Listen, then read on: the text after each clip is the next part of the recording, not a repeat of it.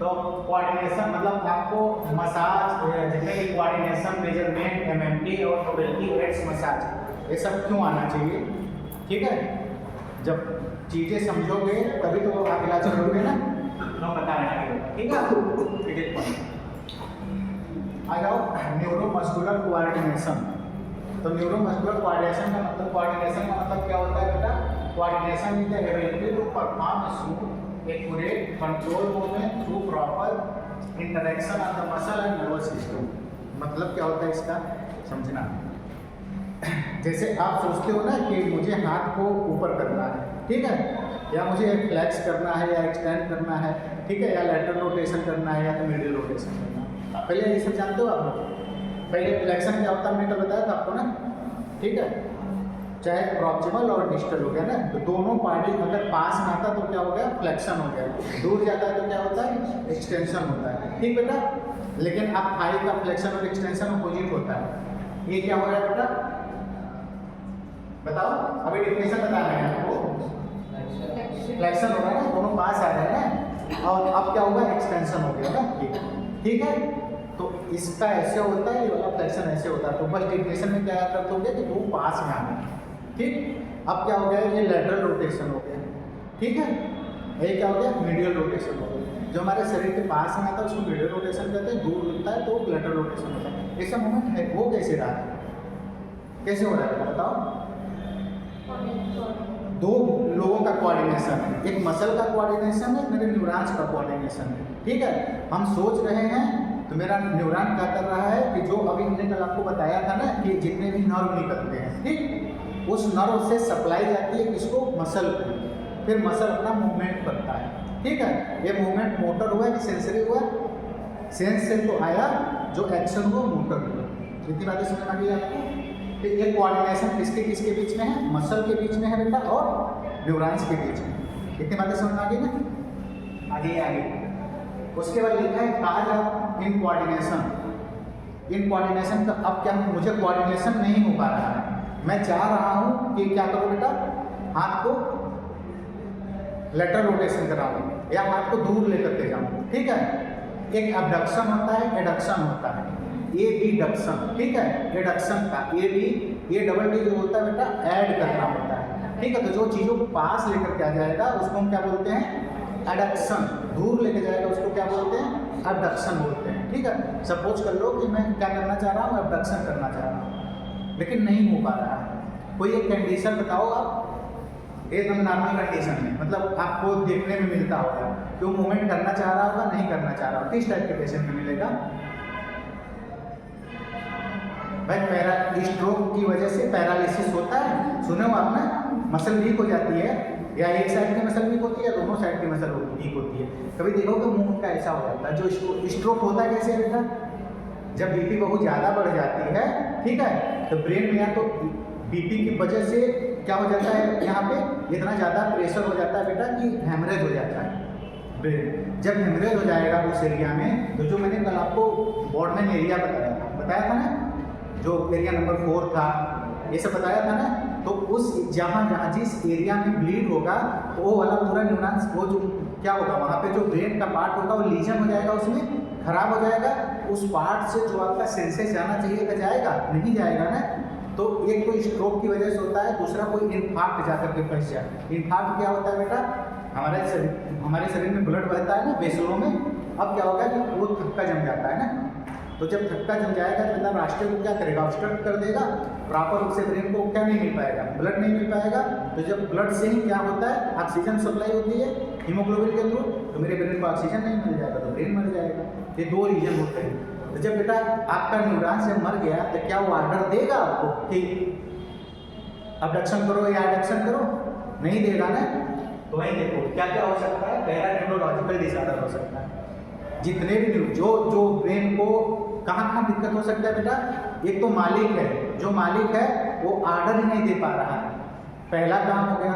दूसरा जो लेकर के जा रहा था, ठीक है, कहते हैं आप किसी को मैसेज करते हो तो मैसेज करने के लिए टाइप करोगे, ठीक है, तो टाइप करने के लिए आपका हाथ सही होना चाहिए, मोबाइल सही होना चाहिए, ठीक है। उस मैसेज को डिलीवर होने के लिए नेटवर्क सही होना चाहिए, ठीक है। उसके बाद जो इसके पास मैसेज भेज रहे हो पढ़ने वाला सही होना चाहिए। तो कितनी बातें हो गई। तो मेरे कहने का मतलब जो आप टाइप कर रहे हो न्यूरॉन्स हो गया, ठीक है, जो लेकर के जा रहा है वो नर्व हो गया, जिसके पास जा रहा है, ठीक है, वो पढ़ने वाला हो गया। ठीक, तो देखो पहला क्या होगा, न्यूरोलॉजिकल डिसऑर्डर। कोई भी न्यूरोलॉजिकल डिसऑर्डर हो जाएगा तो इनकोऑर्डिनेशन हो जाएगा, आपका सेरिब्रल लीजन हो जाएगा तो भी हो जाएगा, ब्रेन का पार्ट है बेटा। उसके बाद स्ट्रोक का मैंने एग्जांपल आपको दे दिया अभी। उसके बाद पेरिफेरल नर्वस सिस्टम, जितने भी नर्व होते हैं बेटा बता दिया मैंने आपको। उसके बाद मसल में वीकनेस हो जाएगा, जो पढ़ने वाला होगा उसमें दिक्कत हो जाएगी बेटा। और दोनों के बीच में कोऑर्डिनेशन ही ना हो वो भी हो सकता है। याद हो गया ना, रटना नहीं पड़ेगा ना, चीज़ें समझ में आ गई आपको। तो ये सब चीज़ों के लिए आज अपन कोऑर्डिनेशन हो गया बेटा। आ जाइए आगे। अब इसमें क्यों बताया गया है आपको, बताओ आप, ठीक है। अब रोल आपका है, आपके कोर्स का रोल अब आएगा, ठीक है। ठीक, अब क्या करोगे, किसी भी चीज़ को जो यूज नहीं कर रहे हो बार बार, तो उसमें एट्रोफी हो जाती है। क्या हो जाती है, मसल में वेस्टेज हो जाती है। देखोगे जो पैरालिसिस वाला होता है उसका हाथ में एकदम पतला हो जाता है। क्यों, क्योंकि वो काम ही नहीं कर रहा है। यही काम होता है फिजियोथेरेपी का, ठीक है, कि उस मसल को वर्क कराओ, ठीक है। जब किसी को वर्क कराओगे तो करेगा, आपको बोला जाएगा पढ़ने के लिए बार बार पढ़ो बेटा तब पढ़ोगे, ठीक है। ये रोल होता है एक्सरसाइज टू इम्प्रूव कोऑर्डिनेशन। आप जितने भी फिजियोथेरेपी के थ्रू एक्सरसाइज कराते हो बेटा, वो क्या करता है, उस जो मसल होती है, सपोज कर लो आप फ्लेक्शन कर रहे हैं तो किसकी मसल की वजह से हो रहा है, पर्टिकुलर किसी मसल की वजह से होता होगा ना, एक्सटेंशन कोई मसल कराता होगा ना, ठीक है। ये समझ में आ गया आपको पूरी बातें, ठीक है। तो जो जैसे सपोज कर लो यहाँ से 15 डिग्री सुप्रास्पाइनेटस मसल का नाम सुने होंगे, ठीक है, फिर डेल्टोइड की वजह से होता है, ठीक, उसके ऊपर सिरेटस इंटीरियर की वजह से होता है, ठीक है। तो ध्यान से देखो, अब क्या हो गया बेटा, एक्सरसाइज टू इम्प्रूव कोऑर्डिनेशन। अभी हमने कल आपको बता दिया था फिंगर टू नोज, अगर आप सही से कर ले रहे हो तो आपका कोऑर्डिनेशन सही है। किसके बीच में, सेरिबेलम के बीच में और मसल के बीच में। उसके बाद हिल टू, एक होता है चिन, चिन इसको बोलते हैं बेटा, सिन इसको बोलते हैं। ये हो गया, कल भी हमने करके बताया था। उसके बाद फ्रैंकल से एक्सरसाइज होती है बेटा, तो फ्रैंकल एक्सरसाइज में क्या होता है, ठीक है। उसके बाद बैलेंस ट्रेनिंग होती है, फंक्शनल टॉस प्रैक्टिस होती है। तो इसमें कौन सा फ्रैंकल एक्सरसाइज नहीं समझ में आया होगा ना, गूगल करना बेटा क्या है फ्रैंकल एक्सरसाइज, बताओ। गूगल पर क्या करना तो बता रहा हूँ मैं आपको। अब देखो बेटा, ये क्या कर रहा है, नी आपको हाई है ना, इससे कौन सा मसल बेटा, किस मसल पे पड़ेगा, जितने भी यहाँ के मसल होंगे उसको, इसको हेमस्ट्री मसल बोलते हैं, ठीक है। उसमें क्या होगा, इंप्रूव होगा, ठीक है, स्ट्रेंथ आएगा। उसके बाद हिल करोगे बेटा, इस मसल पे जोर पड़ेगा, ठीक है। उसके बाद आ जाओ बेटा, स्ट्रेट लेग करोगे तो तुम्हारे एब्डोमिनल मसल पे रेज पड़ेगा, ठीक है। उसके बाद रोल अप करोगे तो इस मसल पे जोर पड़ेगा। उसके बाद जब बेटा सीजरिंग पोजीशन में करोगे तो जो यहाँ की मसल होती है और यहाँ की थाई की मसल होती है उस पर जोर पड़ता है। क्या लिखा है बेटा, पढ़ के बताओ।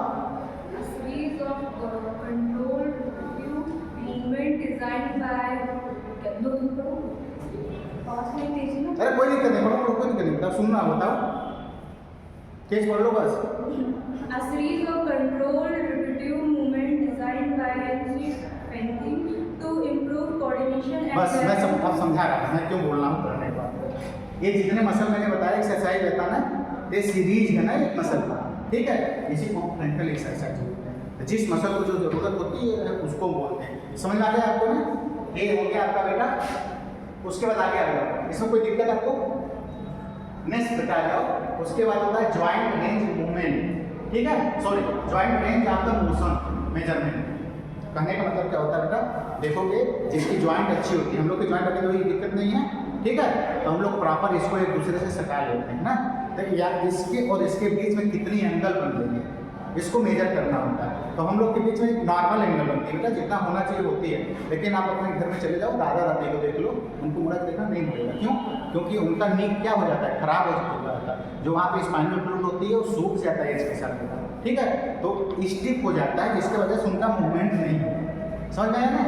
तो इसमें देखो आप measurement help assess to joint mobility, जितना ज़्यादा मोबिलिटी होगी मतलब उतना ज़्यादा अच्छा जॉइंट है, ठीक। Functional status, progression of treatment and degree of disability, इसको मेजर क्यों करते हो, इसलिए सपोज कर लो आपके पास पेशेंट आया, ऐसे हाथ करके आ गया, किसी का सपोज करो क्या टूटा, तो हाथ टूटा था, हाथ टूटा तो इस पोजीशन में रखते हैं बेटा।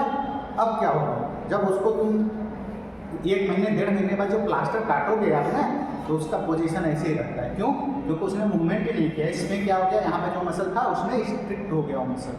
अब आपका रोल आता है। आपका रोल क्या आएगा, पहले जिस दिन पहले आपको पेशेंट आपके पास आता है उस दिन आप मूवमेंट मेजर करोगे, ठीक। उसके बाद क्यों मेजर करोगे, इसलिए मेजर करोगे, एक तो डॉक्यूमेंटेशन का काम जरूरी है, दूसरा पेशेंट को सेटिस्फैक्शन भी तो होना चाहिए ना कि एक हफ्ता आपको आकर के फिजियोथेरेपी करा रहा है, पैसे दे रहा है, उसको बताओगे ना कितना इंप्रूव हुआ है। 1 महीने बाद एक एंगल सपोज कर लो 90 डिग्री था, 110 डिग्री हो जाएगा, ठीक है, फिर 180 डिग्री हो जाएगा धीरे धीरे करके।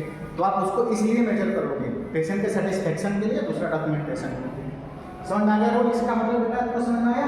तो दूसरी क्या होगा कि हमको पता चलेगा कि मूवमेंट हो रहा है कि नहीं हो रहा है, फंक्शनल स्टेटस पता चलेगा कि वो प्रॉपर रूप से ज्वाइंट काम कर रहा है या नहीं कर रहा है, ट्रीटमेंट में प्रोग्रेस हो रहा है कि नहीं हो रहा है, और डिग्री ऑफ जो डिसेबिलिटी है वो कम हो रहा है कि नहीं हो रहा है। मोबिलिटी बढ़ेगी, मूवमेंट बढ़ेगा, डिसेबिलिटी कम हो जाएगी। इतनी बातें समझ में आई आपको। उसके बाद आएगा बेटा गोनियोमीटर, ठीक है। तो गोनियोमीटर क्या होता है बेटा, ये इंस्ट्रूमेंट होती है ज्वाइंट के एंगल को मेजर करने के लिए। क्वेश्चन पूछा जाएगा आपसे, वाइवा में कोई क्वेश्चन है, अगर वाइवा अगर आपका इस चैप्टर का है तो एक क्वेश्चन जरूर पूछा जाएगा कि गोनियो, या तो ये इंस्ट्रूमेंट दे दिया जाएगा, पहचानना पड़ेगा, ठीक है।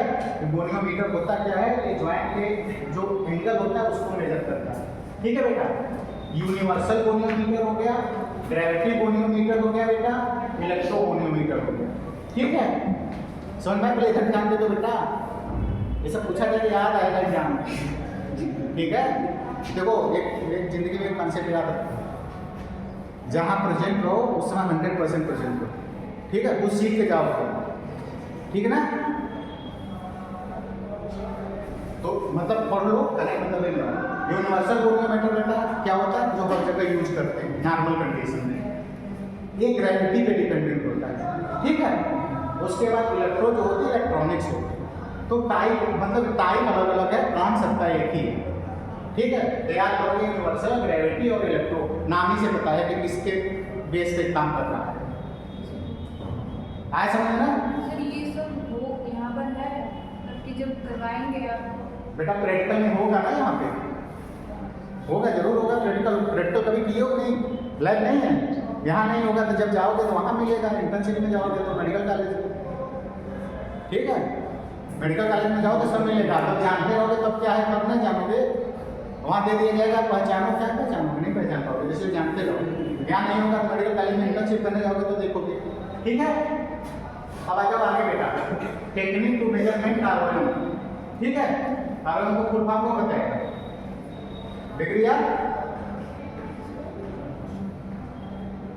अभी मैंने पढ़ाया है, बताओ ये पढ़ाया है, ठीक है। रेंज ऑफ मूवमेंट मोशन, ठीक है। तो आपको पढ़ना है बेटा क्या, ये ना चला गोनियो हो गया, ये हो गया, ठीक है। तो कैसे, अब पेशेंट को ध्यान से देखो, ये क्या दिख रहा है बेटा, ये दिख रहा है ना, ये पहले इसको ध्यान से देखो। जहाँ मेरा रिंग है ना, इसको कौन सा जॉइंट बोलते हैं, एनसीपी, मेटाकार्पोफैरिंजियल जॉइंट, ठीक है।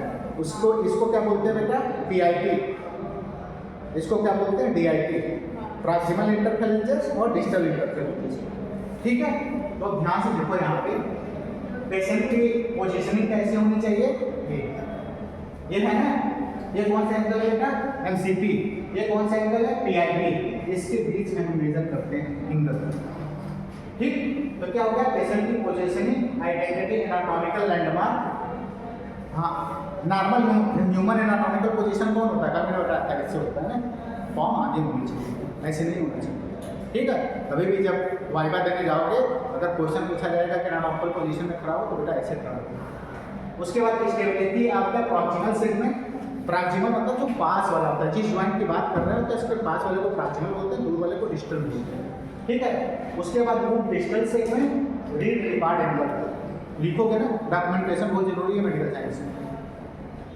उसके बाद आ जाओ बेटा एंथ्रोपोमेट्रिक मेजरमेंट, ठीक है। एंथ्रोपोमेट्रिक का मतलब क्या होता है? एंथ्रो का मतलब होता है बेटा आपका हाइट, ठीक है, हर चीज़ का। इसका सपोज कर लो हेड का सरकमफ्रेंसेस, ठीक है, आपकी हाइट, जितनी यहाँ पे जो ट्राइसेप्स मसल होती है उसकी भी, ये सब जितने भी मेजरमेंट होते हैं उसको हम एंथ्रोपोमेट्री बोलते हैं। तो क्या हो गया? Use to measure body dimension, assessment of the growth, muscle, bulk and symmetry. हम मेजरमेंट क्यों करते हैं? इसी तो पता लगाते हैं कि एक ओबीज है कि माल नरिश्ड है। समझ में आया ना? तो बेटा देखो क्या क्या मेजर किया गया, हाइट मेजर किया गया उसका, यहाँ से देखो, ठीक, ये तो पेंसिल से बताया है, मतलब बेसिक चीजें समझो। जाते हो तो सबसे पहले हेड सर्कमफ्रेंसेस मेजर की जाती है ना, ठीक है, उसके बाद आपकी हाइट मेजर की जाती है। क्यों? ये जानने के लिए कि आपकी एज, मतलब सपोज कर लो मेरा एज अगर 10 साल का था तो उस समय जो नॉर्मल एनाटॉमिकल पोजीशन थी या नॉर्मल मेरा जो मेजरमेंट होना चाहिए था या उस स्टैंडर्ड को हम फॉलो कर रहे हैं कि नहीं कर रहे हैं। WHO नाम्स देती है बेटा, ठीक है, उसको फॉलो करना होता है। अगर उससे कम है, मेरी हाइट सपोज कर लो कि 10 साल पे कितनी हाइट होनी चाहिए, जितनी भी हाइट होनी चाहिए सपोज कर लो, अगर उतनी हाइट हमने मेजर किया उतनी हाइट नहीं है तो इसका मतलब दो रीजन हो सकता है। या तो आपका फैमिलियल है, मम्मी पापा या आपके घर में कोई छोटा रहा होगा, या तो अगर आपके घर में सब लोग छोटा नहीं है तो आपका न्यूट्रिशन अच्छा नहीं है, ठीक है, तो न्यूट्रिशन दोगे, इस वजह से जरूरी है मेजरमेंट। आया समझ में? उसके बाद आ जाओ बेटा measurement of the limb length, ठीक है, लिम्ब किसको बोलते हैं? ये हो गया हाथ और पैर को लिम्ब बोलते हैं, ठीक है। तो उसका मेजरमेंट क्यों जरूरी होता है? क्योंकि ये स्पेसिफिक प्रोपोर्शन पे बढ़ता है बेटा, ठीक है। सपोज कर लो किसी का ये वाला पार्ट नीचे वाला ज़्यादा हो जाता है विथ रिस्पेक्ट टू इसको, तो वो भी एसिमेट्री बोलते हैं उसको, ठीक है। तो सिमेट्री होना जरूरी है। अगर एसिमेट्री हो रहा है तो मतलब कहीं ना कहीं कोई ना कोई डिजीज है, ठीक है। इतनी बातें समझ आ गई बेटा? पूछ लूँगा मैं, पढ़ो ध्यान से। ट्रू लिम्ब लेंथ, ठीक है, apparent limb length, segmental limb length, used to detect limb length. देखो क्या क्या होता है बेटा? ट्रू लिम्ब लेंथ का मतलब आया नॉर्मली मेजर कर लिया, ठीक है। अपरेंट क्या होता है? कभी कभी सपोज कर लो कि आप कहते हैं ना कि आप लेते रहो तो उसमें लेंथ बढ़ जाता है, क्यों? क्योंकि मसल रिलैक्स हो जाता है। जब खड़े हो जाओगे तो छोटा हो जाता है, क्यों? मसल में कंट्रैक्शन होता है, ठीक है। अपरेंट का मतलब आस-पास होता है।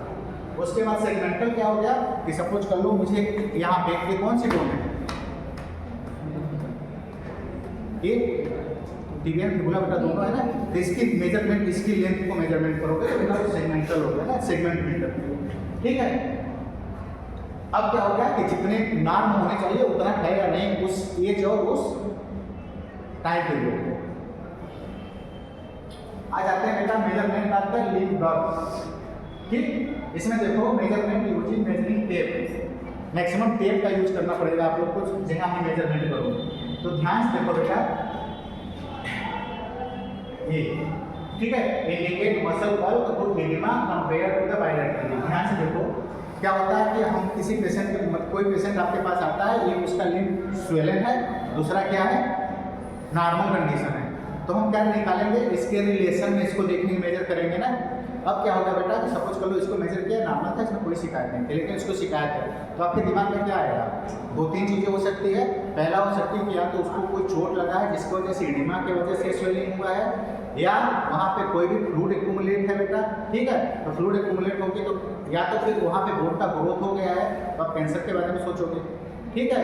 या क्या हो सकता है कि ये तो नॉर्मल हो, लेकिन जो हम जिसको नॉर्मल समझ रहे हैं उसमें वेस्टिंग हो गई, ठीक। तो इसमें ध्यान रखो, ये नी कैप है बेटा आपका, नी है ना, उसके बाद 10 centimetre above top of the knee cap, इसके 10 सेंटीमीटर ऊपर, ठीक। अब हम क्या करेंगे? 5 centimetre top of the kneecap, top to the kneecap, मतलब कहाँ हम मेजर करते हैं, ध्यान से देखना। ये नी कैप है, इसके 10 सेंटीमीटर यहाँ और ऊपर 5 सेंटीमीटर मेजर करते हैं। और उसके बाद हम कंपेयर करेंगे दोनों पे, नॉर्मल और डिजीज। उसके बाद आ जाओ बेटा मैनुअल मसल टेस्टिंग। इसमें क्या होता है मैनुअल मसल टेस्टिंग में? हम जब जाते हैं जिम में करते हो ना एक्सरसाइज, तो इसमें मैनुअली क्या होता है बेटा?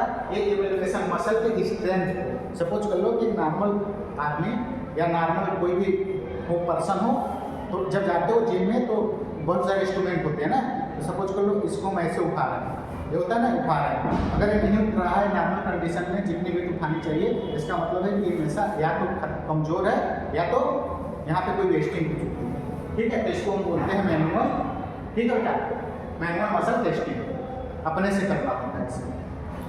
ये मेथड का evaluation of muscle strength based on the muscle ability to move against the resistant, resistant के अगेंस्ट ही तो कर रहे हैं हम, सपोज करो आप इस पे धक्का दे रहे हो इसको, ठीक है, ये इसलिए नहीं जा रहा है क्योंकि वो फिक्स्ड है, लेकिन यहाँ मसल में कंट्रैक्शन हो रहा है बेटा ना, मतलब मेरा ये सही है ना, अब मेरे को फोर्स ही नहीं पता चल रहा, मतलब यहाँ पे कोई दिक्कत नहीं है, ठीक। आज ये प्रिंसिपल क्या होता है बेटा इसका, तो प्रॉपर देखो, कभी भी आपको मेजरमेंट करना हो या कोई भी एक्सरसाइज कराना हो फिजियोलॉजी मतलब फिजियोथेरेपी में, ठीक है बेटा, आपको उसके उस मसल को जिस रेस्टिंग पोजीशन में मसल होना चाहिए ना, जिस पे रिलैक्स हो वो जरूर होना चाहिए, तो ध्यान देना, हर जगह पोजीशनिंग वर्ड आ रही है ना, तो प्रॉपर पोजीशनिंग होनी चाहिए, वो स्टेबलाइज हो, ठीक है, ग्रेविटी यूज कर रहा हो, मतलब इस पे हो, ठीक है, एप्लीकेशन ऑफ रेजिस्टेंट हो, रेजिस्टेंस के अगेंस्ट तो मसल को टेस्ट करोगे, ठीक, उसके बाद क्या होता है क्लियर, मतलब पेशेंट को आप क्लियरली इंस्ट्रक्शन दो, ठीक है, मैं वहाँ लिखता हूँ, बाकी डॉक्यूमेंटेशन तो हर जगह करना होता है, मैंने बोला मेडिकल साइंस का बिना डॉक्यूमेंटेशन का कोई काम नहीं, देखिए बातें समझ आ गई बेटा।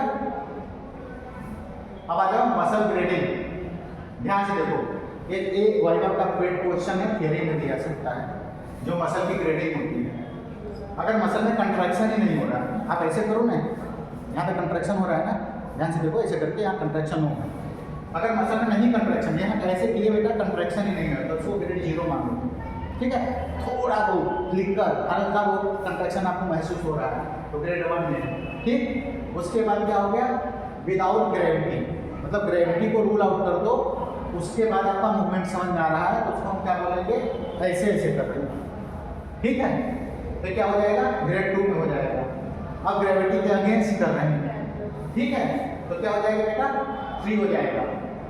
अगेंस्ट रेजिस्टेंट कर रहे हैं, मतलब कोई फोर्स भी लगा लीजिए, अभी तो ग्रेविटी का अगेंस्ट कर रहे थे, अब यहाँ कुछ लटका लो, तब करो, ठीक है, तो उसको हम क्या बोलते हैं, ग्रेड 4, नॉर्मल स्ट्रेंथ जैसे हम लोग हैं तो ग्रेड 5, कैसे याद करोगे, वही कंट्रैक्शन है, फ्लिकर, ठीक है, ग्रेविटी के साथ, ग्रेविटी विदाउट ग्रेविटी लिखा है ना, तो ग्रेविटी मतलब साथ रहेगा ना, उसके बाद अगेंस्ट ग्रेविटी, ठीक है, रेजिस्टेंट नॉर्मल, याद हुआ, याद हो गया ना, ठीक है। अब आते हैं बेटा अपर लिम्ब में क्या क्या होगा, एमएमटी अपर लिम्ब में क्या होगा, ठीक, तो ध्यान से देखो, शोल्डर का फ्लेक्शन या एक्सटेंशन, अभी मैंने जो आपको बताया था, एल्बो का फ्लेक्शन और एक्सटेंशन, उसके बाद रिस्ट का फ्लेक्शन और रिस्ट काम करता है ना, ठीक है, उसके बाद हैंड मसल, ये सब क्या करोगे, मैनुअली करोगे, आप सब करके देखो, अपना सब नाम करोगे, ठीक। उसके बाद आ जाओ बेटा लोअर लिम्ब में, तो लोअर लिम्ब में हो गया ना, एक तो हिप हो गया आपका, ठीक, हिप में कैसे करोगे, लेट के करोगे ना, यहाँ से उठाओगे, ठीक है, ये पीछे वहाँ तक लेटे जाओगे, उसके बाद नी का मैंने भी करके दिखाया जाएगा आपको, उसके बाद एंकल का डॉर्सिफ्लेक्शन, ठीक है, ये क्या होता है, ये क्या होगा, ये प्लांटर, उसके बाद नेक का कैसे होगा बेटा, नेक का फ्लेक्शन कैसे होगा, ये हो गया, ठीक है, वो पास आए तो फ्लेक्शन, दूर गया तो एक्सटेंशन हो गया। एक ट्रंक का भी हो सकता है, ट्रंक किसको बोलते हैं, पूरे एरिया को, ठीक, तो ट्रंक का एक्सटेंशन कैसे होगा, झुकोगे आगे सीधा हो जाओगे, उसके बाद रोटेशन हो गया बेटा, ठीक है, किसी भी जॉइंट का रोटेशन कराओगे, ये हो गया आपका नेक और ट्रंक का। उसके बाद आ जाओ बेटा एड क्या है, ठीक है, तो mobility aid assist patient in the amputation balance and weight giving, क्यों जरूरी है, अगर मतलब क्या होगा, मोबिलिटी नहीं हो पा रहा है, एड का मतलब क्या होता है, सपोज को लोग नहीं चल पा रहे हैं, ऐसा कोई इंस्ट्रूमेंट दे दो जिसकी वजह से हमारी मोबिलिटी शुरू हो जाए, ठीक है, तो क्या क्या चाहिए बेटा, आप नहीं चल पाते हो, पैर चोट लगी हुई है तो किसी का सपोर्ट लेते हैं, सपोर्ट होता है, एड का मतलब सपोर्ट होता है, तो कौन कौन सी सपोर्ट होता है, नॉर्मल कंडीशन में होते हो, कैसे, अब ये पता होना चाहिए, ठीक है, पैर अगर नहीं काम कर रहा है तभी तो ये वाला स्ट्रेचर हो गया, ठीक है, और पूरे ये स्पाइनल कार्ड ही नहीं काम कर रही तो ऑटोमेटिक चेयर दे दो उसे, इतनी बातें समझ में ना, तो क्यों होता है जरूरी, चलने के लिए, एम्बुलेशन का मतलब एक जगह से दूसरी जगह जाने के लिए, बैलेंस मेंटेन करने के लिए, सपोज कर लो कि मेरा दोनों पैर खराब है तो मैं स्टेशन के साथ ही खड़ा हो पाऊंगा बेटा, नॉर्मल पोजीशन नहीं खड़ा हो पाऊंगा, तो बैलेंस हो गया वेट के लिए, मेरी पूरी बॉडी अगर मैं अपने दोनों पैरों पर खड़ा हूँ, मेरा मतलब नॉर्मल कंडीशन है, अगर नहीं होगा तो मुझे कोई स्टूडेंट चाहिए ना जिसकी वजह से मैं बोलूँ, तो एड का मतलब वो होगा। आ जाओ। उसके बाद बेटा क्रंचेज, ये क्या होता है अभी जो मैंने बताया इसे जो सपोर्ट देगा, ठीक है। कितने टाइप का होता है बेटा, ये देखो एक्सिलरी होता है, एल्बो होता है, ये यहाँ लगा के चलते हैं ना। उसके बाद कुछ होता है जो एल्बो लगा के चलते हैं, ऐसे वाला होता है ना, यहाँ पर सपोर्ट होता है। उसके बाद बेटा एक कटर क्रंचेज होता है, ये क्या करता है लोअर लेग इंजरी और वो सर्जरी के बाद यूज करते हैं नॉर्मल कंडीशन में। तो ध्यान से देखो, पहला वाला क्या है, क्या नाम है, अंडर आर्म एक्सिलरी। दूसरा क्या है फोर आर्म बेटा जो एल्बो का होता है। तीसरा क्या है बेटा सपोर्ट के लिए, वो भी सेम हो गया। उसके बाद बेटा आ जाओ कि cancers and type of use होता है ना बुढ़ापे में, तो लोग क्या होते हैं, ये सिंगल पॉइंट होता है, छड़ी लेके चलते हैं दादा लोग। क्यों? क्योंकि उनको मसल वीक हो चुकी है बेटा ना, उनको सपोर्ट की जरूरत पड़ती है, तो उसको क्या बोलते हैं टेंट। ठीक, एक वर्ड पूछा जाएगा, स्ट्रक्चर क्या है, टंच क्या है, ये सब पूछा जाएगा बेटा। ये सब छोटा छोटा बहुत बेसिक चीज़ें तो सुने रहोगे, जानते रहोगे तो बता लेगा। ठीक है, तो सिंगल पॉइंट होता है, ट्राइपोड पेयर हो सकता है, क्वाड्रिक हो सकता है। ट्राई का मतलब 3, क्वाड्रिक का मतलब 4 हो गया बेटा। ये सेम कंडीशन, आपको बैलेंस प्रोवाइड कराना है, आपका काम ही है। फिजियोथेरेपी का बेसिक रूल होता है बेटा कि आपको नॉर्मल जो क्या होता है मसल वेस्टिंग है, तो उसको नॉर्मल कंडीशन में लाना। मतलब अगर पेशेंट आपके पास लेट क्या रहा है तो चल के जाए, आप अच्छा फिजियोथेरेपिस्ट तभी बोला जाओगे। ठीक है बेटा, इतनी ज़्यादा अपॉर्चुनिटी होती है फिजियोथेरेपी वालों को, अब तो इतने ज़्यादा स्पोर्ट्स में लिए जाते हैं। अच्छा पढ़ोगे, अच्छा नॉलेज होगा, तो जितने भी स्पोर्ट्स होते हैं सब स्पोर्ट्स में फिजियोथेरेपी रखे जाते हैं और उनकी पैकेज बहुत अच्छी अच्छी होती है। ठीक है, इसलिए अच्छे से पढ़ो, अच्छी जगह जाओ। ठीक है, इतनी बातें समझ में आ गई बेटा। ये सी कैन है, ये हेवी वॉकर है। ठीक, वो क्या होता है बेटा, होल्डिंग कैन है, ये अभी पढ़ा हमने क्वाड्रिक, फंक्शनल ग्रिप के लिए है, और ऑफसेट हैंडल। देखिए इसको नाम याद होना चाहिए इसके स्ट्रक्चर के साथ में। उसके बाद बेटा वाकर, ये तो सब कोई सुना होगा ना, जिसके सपोज कर लो कि मेरे माता जी का भी क्या टूट गया था, इंट्राटोकैम्पिक फ्रैक्चर हो गया था, उनको वाकर से चलना था। क्यों? क्योंकि यहाँ पे उस समय हमको नहीं देना था सब क्या नहीं देना था, वेट बियर नहीं कराना है मूवमेंट। ठीक है, तो वाकर हो गया बेटा। एक स्टैंडिंग वाकर होता है, खड़े खड़े चलना होता है। रेसिप्रोकल वाकर भी होता है, रोलिंग होता है, जो अपने चलना होता है बेटा। क्यों? मैक्सिमम स्टेबिलिटी के लिए होता है, क्योंकि हमको जिस ज्वाइंट पे चोट लगी है उस पर हमको क्या नहीं देना है, वेट बियर नहीं कराना। उसके बाद आ जाओ बेटा सॉफ्ट टिश्यू मैनिपुलेशन। ठीक है, मैंने कल एक चीज बोला था आपसे, मसाज का काम क्या होता है बेटा, मसाज क्यों करते हैं? अभी घर पे मम्मी से बहुत मसाज कराओगे ना, क्यों? क्या महसूस होता है मसाज करते समय? रिलैक्स फील होता है। मसाज का बेसिक रीजन होता है कि अगर मेरे मसल में कंट्रैक्शन हो जाता है बेटा, तो मसाज की वजह से मसल रिलैक्स हो जाता है। ठीक है, कैसे कैसे रिलैक्स होता है आप देखोगे ना, तो मम्मी लोग एक पूरे वो आता है, क्या कहते हैं उसको, जिसमें गर्म पानी डाला जाता है, उससे मसाज करती। क्यों? क्योंकि वार्म करने से मसल में क्या होता है, रिलैक्स महसूस होती है मसल।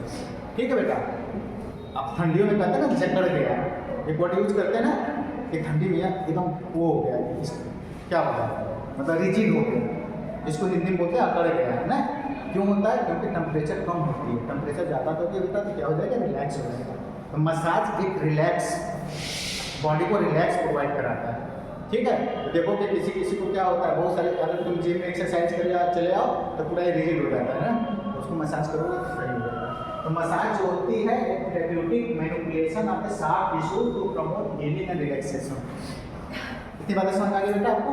चोट लगता है तो मसाज करते हैं, क्यों? क्योंकि वो वहाँ पे जो पेन फाइबर होती है बेटा ना, जो पेन लेकर के आती है उसको ब्लॉक कर देता है।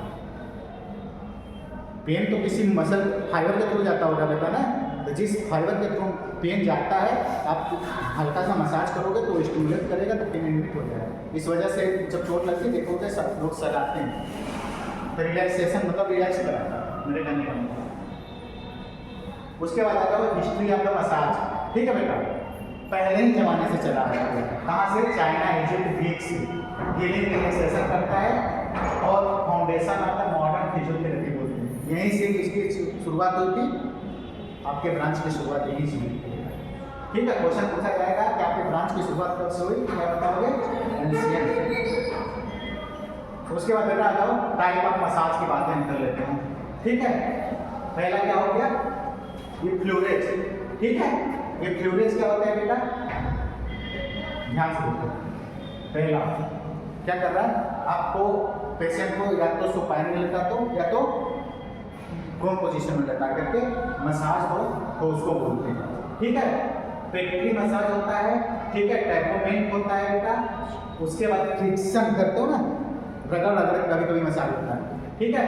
वाइब्रेशन, आजकल इंस्ट्रूमेंट आता है ना वाइब्रेट करने वाला, उससे भी रिलैक्सेशन। तो इतने टाइप का आपका मसाज होता है बेटा, ठीक है। देखोगे ना घर में मम्मी पापा लोग रहते हैं, अगर कोई नहीं दबाने वाला होता है तो क्या करते हैं आज के बेटे बेटी ला करके उनको दे देते हैं, ठीक है। उससे क्या होगा, इंस्ट्रूमेंट चलता है, एटलीस्ट क्या कर रहा है, मसल को रिलैक्स कर रहा है, उनको आराम होता है। उसके बाद आ जाओगे physiological effect of the massage, होता क्या क्या है, मतलब मसाज से कुछ तो होता होगा ना, सर्कुलेशन इंप्रूव हो जाएगा। मैंने भी कल एग्जांपल दिया था सर किसी क्लास में कि यहाँ पे एक मसल होती है, उसका क्या नाम होता है, सोलियस मसल।